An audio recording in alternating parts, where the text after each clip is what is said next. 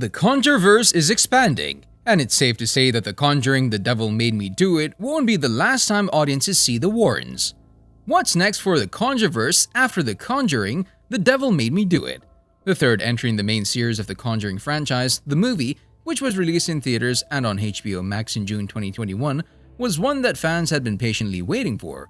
In contrast to the other Conjuring films, which are all based on the case files of Ed and Lorraine Warren, The Conjuring: The Devil Made Me Do It uses the 1981 murder trial of Arne Johnson, who killed his landlord and justified it with a claim of demonic possession. Johnson's case is one of two that the Warrens look into. Both of them are linked to the occultist, a terrifying and unpredictable antagonist despite being only human and enforcing chaotic plans. In contrast to its predecessors, The Conjuring: The Devil Made Me Do It completely abandons the haunted house theme. Instead, the sequel focuses on a single antagonist, an occultist by the name of Isla, who's also Father Kastner's daughter. While Ed and Lorraine initially thought David and Arne were possessed by a demon, they soon discovered that Isla cursed them by placing a witch's totem beneath the Glatzel's house. The Warrens eventually realized that she needed three people: the child, the lover, and the man of God. This helps to explain why she pursued Ed, who had attempted to murder Lorraine while under the curse. The Conjuring: The Devil Made Me Do It didn't deal with evil spirits possessing dolls, people, or traditional hauntings, in contrast to The Conjuring and the other movies that came after. The fact that there's a person behind it all, rather than a demon or ghost, like Bathsheba from The Conjuring, for instance, plays a significant role in what makes the movie so sinister. By the time the latest film's events occurred, the Conjuring films had been following the Warrens for a decade. The Conjuring: The Devil Made Me Do It, however, leaves room for a fourth film given that the couple is still going strong in the movies despite some setbacks. It's a witch's totem. We think your family was cursed. And that connection. The Conjuring 4 has been formally confirmed, and David Leslie Johnson McGoldrick, who wrote The Conjuring 2 and The Conjuring: The Devil Made Me Do It, has been tapped to return. The Conjuring 4 has been confirmed, as was already mentioned, but a release date has not yet been determined.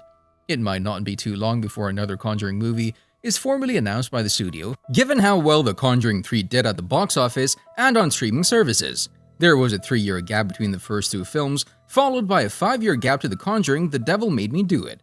However, when it was first scheduled for release in September 2020, that period would have been extended by 4 years. If we follow this logic, we might have to wait a little longer, but the rumors suggest that a release may come as early as the summer of 2024. The earliest we could expect a fourth film is probably mid to late 2024, given that The Nun 2 will debut on September 8th, 2023. I'm only interested in reality.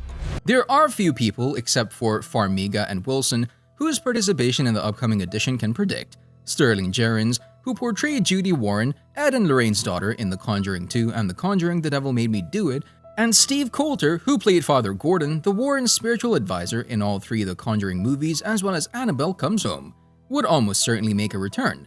Coulter will undoubtedly accompany Farmiga and Wilson if they go back. Fans may also run into Joseph Bishara, an actor and composer who has portrayed several demons in the Conjuring film universe, including Bathsheba in The Conjuring, the Annabelle demon in Annabelle Creation, and others. Fans might see Bonnie Aaron's return in the story as the terrifying spirit known as Valak, the demon nun from The Conjuring 2 and the spin-off movie. Before we go any further, we wanted to let you know that it's time for you to smash that like button if you haven't done so already. Expect plenty of new faces in The Conjuring 4 as the Conjuring franchise develops the story and introduces new characters with each subsequent film. In The Conjuring: The Devil Made Me Do It, Arne Chayan Johnson is portrayed by Ruairi O'Connor, Debbie Glatzel by Sarah Catherine Hook, David Glatzel by Julian Hilliard, and Kastner by John Noble. Who knows? Perhaps a sequel will include a few of these characters again?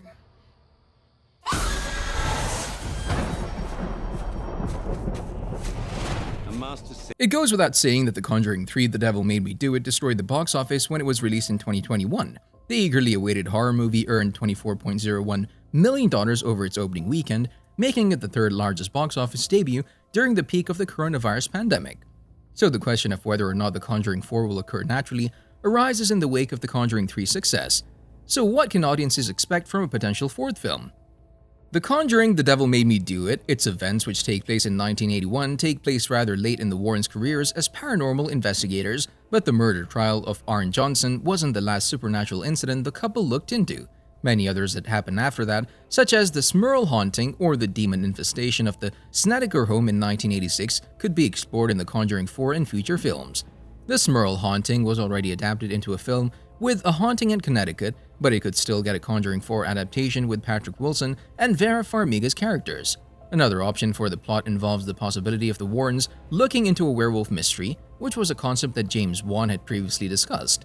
This was once speculated to be the concept for The Conjuring 3, and it might be applied in The Conjuring 4. Lorraine, you need to come back.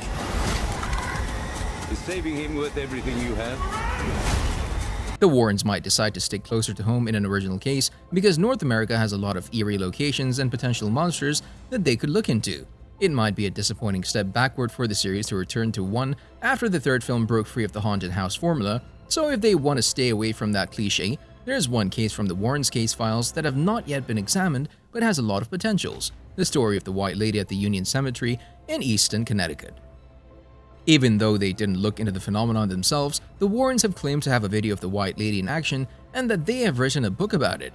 Drivers have reportedly seen the ghost outside of the cemetery, causing them to swerve as she moved through the cemetery wearing a delicate white nightgown or wedding dress. As Lorraine said, it's one of the most haunted locations in the area, and if that isn't the perfect setting for a Conjuring movie, then what is? What kind of haunting could be featured in the next installment of Ed and Lorraine Warren's ongoing cinematic story if the duo takes on an original case? The Conjuring 4's case would need to be memorable, distinctive, and terrifying in a way that sets it apart from the previous films while also feeling like it fits nicely into the series to convince an enthusiastic audience that entirely fictional cases will work for the franchise. Leave him alone!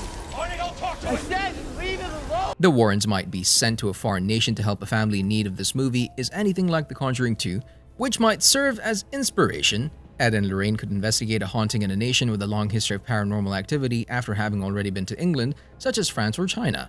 A trip to Japan could pit the Warrens against the country's many unique folkloric apparitions, including entities that, unlike other conjuring demons and creatures, can morph and possess both people and objects. As a result, it sounds like you need to smash that subscribe button and notification bell so you'll never miss any of our videos in the future. The possibilities are endless, and if handled with the same care that made the first 3 Conjuring films so beloved, making The Conjuring 4 a film centered on an original haunting could help keep the franchise going for many more years. See you in the next video.